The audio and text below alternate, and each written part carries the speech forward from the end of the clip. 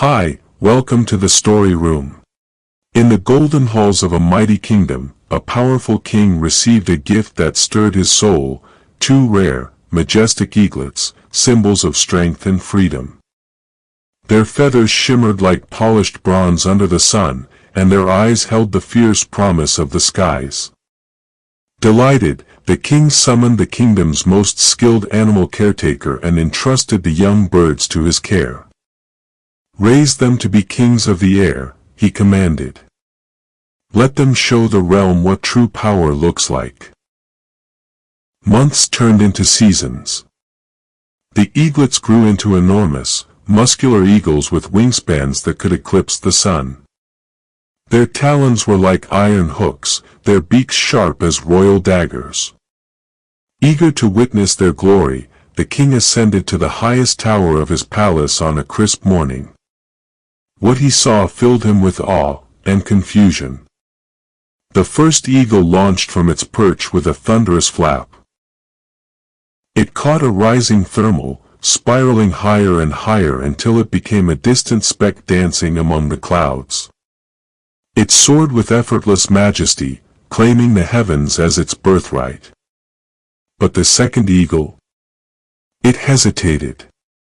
It fluttered its powerful wings for a few moments, rose only a short distance, then glided back down to land on the same low, familiar branch it had claimed as home. Again and again, it repeated this half-hearted dance, never daring to climb beyond the safety of its perch. Puzzled, the king summoned the caretaker. "Why does one eagle rule the skies while the other remains earthbound?" The caretaker sighed, explaining he had tried everything: premium meats, recorded calls of wild eagles, even placing the two birds together for inspiration. Nothing worked. The second eagle always returned to its branch. Word spread across the kingdom. The king, determined to see both birds fulfill their destiny, offered a lavish reward to anyone who could teach the reluctant eagle to fly. Scholars arrived with ancient texts on avian behavior. Wise men preached motivational philosophies.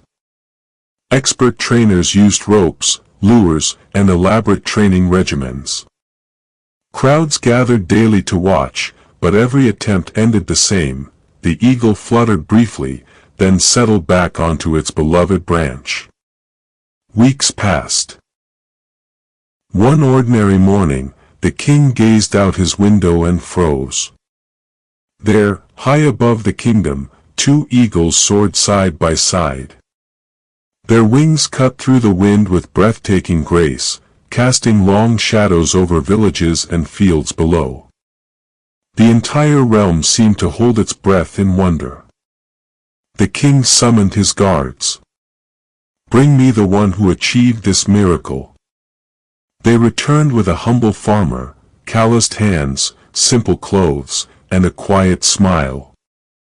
The court scholars scoffed. How could this uneducated man succeed where the greatest minds had failed? The king leaned forward. "Speak. How did you do what no one else could?" The farmer bowed respectfully. "Your Majesty, I did nothing extraordinary. I simply cut off the branch where the eagle had grown accustomed to sitting. With nowhere left to land, it had no choice but to spread its mighty wings and fly." A stunned silence fell over the court, followed by murmurs of realization. The farmer's wisdom needed no elaborate theory, only courage and necessity. The moral of the story: we are all born with wings. Yet too many of us spend our lives perched on comfortable branches, safe routines, familiar fears, golden cages of good enough. The fear of failure, the pull of habit, and the illusion of security keep us fluttering close to the ground, never tasting the freedom above the clouds. True growth rarely happens in comfort. It begins the moment that familiar branch is removed, by choice or by circumstance. Whether it's leaving a stagnant job, ending a toxic relationship, launching that long-dreamed business, or facing a fear you've avoided for years, greatness awakens when we have no choice but to soar.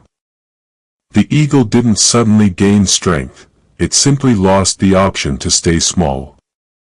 So ask yourself today, what branch are you still clinging to? Cut it. The sky has been waiting. Share this story if it moved you.